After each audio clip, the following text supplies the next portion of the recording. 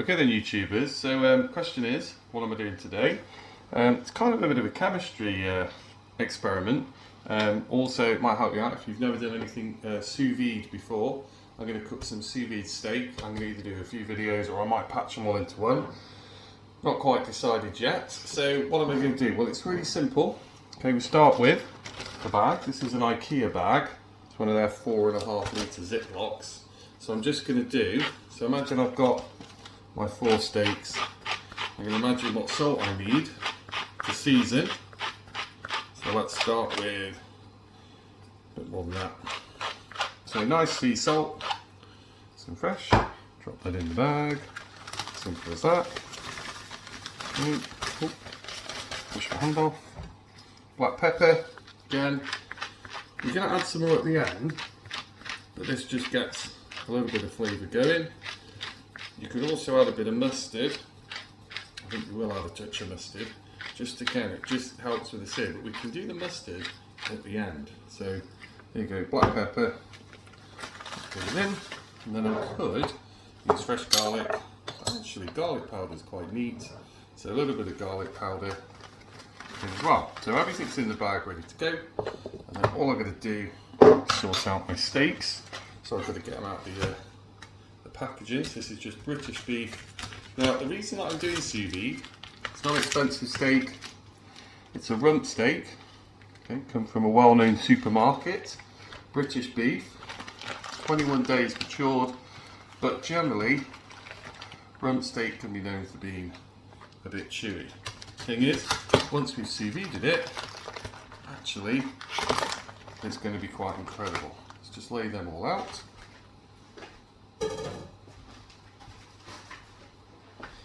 Now then, so we've got a bit of juice on, so I'm just going to literally get rid of that. It can be a bit irony, a bit smelly. Don't necessarily want that on. So there we go, we just got rid of that. Sometimes it just has from that vac pack a bit of a smell. Much better really for a dry aged bit of beef, but try and find dry aged beef in the supermarket, then you're struggling, aren't you? So there we go, so 4 bits of rump steak. Not a bad shape actually. This was a tenner, so actually, you know, not too bad as they go. They're not the prettiest steak, but it's alright. Now, we'll take the Ziploc bag. Oh, we're just going to drop in our steaks one at a time. Cool. So steaks gone in, let's get to the board. Okay, now the secret for this is we want the thickness of the beef to stay the same. So what we want to do is lay them all out in the bag so that there's no air. Now what you can do, you can vacuum pack. Lots of people do it. You don't need to do it. I'll show you why. So look, there's my steak, pretty much sorted. I'm just going to wash my hands, hold on.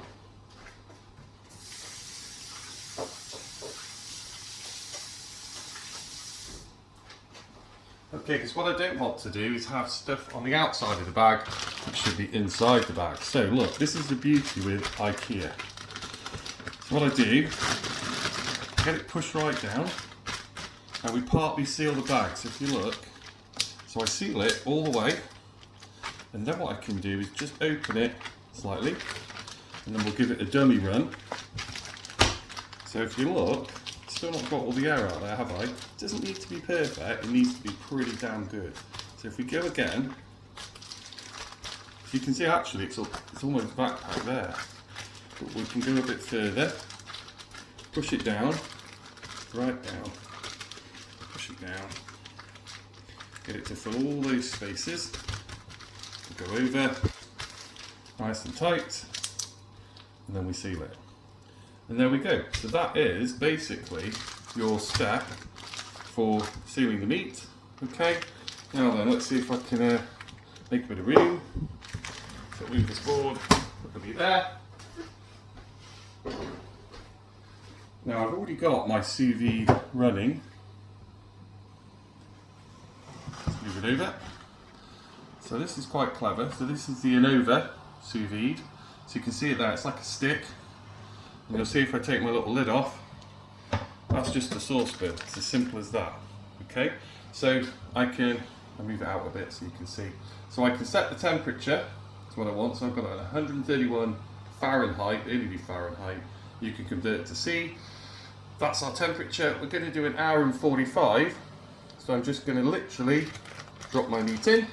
There we go. Bag stays in. Remember, it's nice and sealed, and we don't want it to float. We'll just press it down a little and it will be perfect. Now I could do it that way, and then it allows the water to circulate and it will keep it there for hours and hours. You can Bluetooth and all sorts. It's dead clever. Now this is obviously a piece of board, and the board is been shaped. So I cut it out, and by cutting it out, I've now got a perfect seal almost to stop evaporation.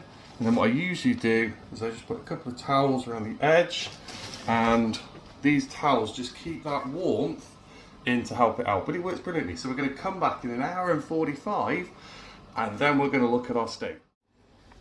Okay, so it's an hour 45, which seems quite a long time for a steak. And we've got this horrifically looking nasty piece of grey looking horrible beef in the bag. Now, the question is, what do we do with it now? So, what we've got to do is dry it off a little bit. So, let's get it dried off. Okay. Now, you might be tempted to use the juices. You can do. You just need to be really careful. If you're going to use them in a sauce, what tends to happen is they end up congealing with the juice inside. So I tend to chuck them, which is easier now. So I'm just going to dab off a little, because what we're going to do is now we're just going to sear it off. So quick dab off, get rid of the most of the moisture on the outside. They're still, look, they're soft, they're pliable. You can still see a little bit of pinkness, but you can see that they're done, in fact. Okay, so real simple. So there we go. Let's dry this plate off. So we're going to then put some olive oil, salt and pepper on top, and then we're going to fry them off. Simple as that. So really, really easy. So here we go. So nice Spanish extra virgin olive oil. Good coating, because there isn't any particular fat on the edge. So we're going to need a little bit, aren't we? Good salt in. I'm going to salt one side very well and pepper one side very well, and then I'm going to mix it all on. So remember, we did put garlic on before, and this pepper will just give it that bit of zing.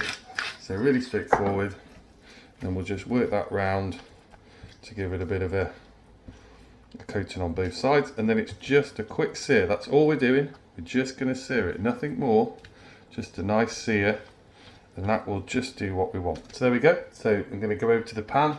Join me at the pan.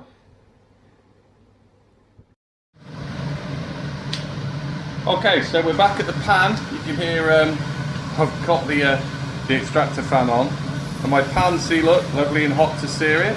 So we'll just drop them in, nice and simple.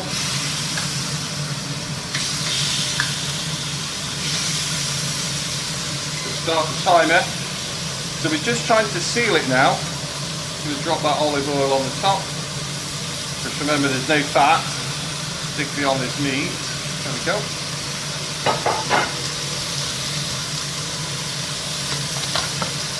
So we're not trying to cook the meat, we're just sealing it. A little bit more, I think.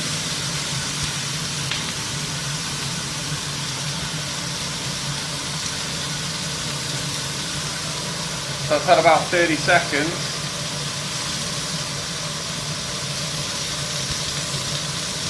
So it doesn't need a lot. I'm going to look at a minute and we're going to see what's happened. If we are just sealing it, that's all. I'm going to obviously go around the edge as well with these, because they're quite big steaks.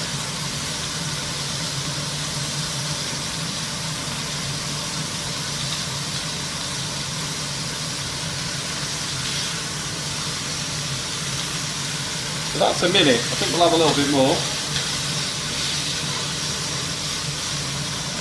So what we're going to do, I'm going to fry these off, and you can rejoin me to see one when it's actually fully done. Okay, so here are all the steaks, they're done, ready to have a look at. I'm just going to, I'll slice in and show you one of them, so you can have a little look, because it's quite nice to see what we've got. Oh, that's hot. Let's go through. So, how they're looking. There you go.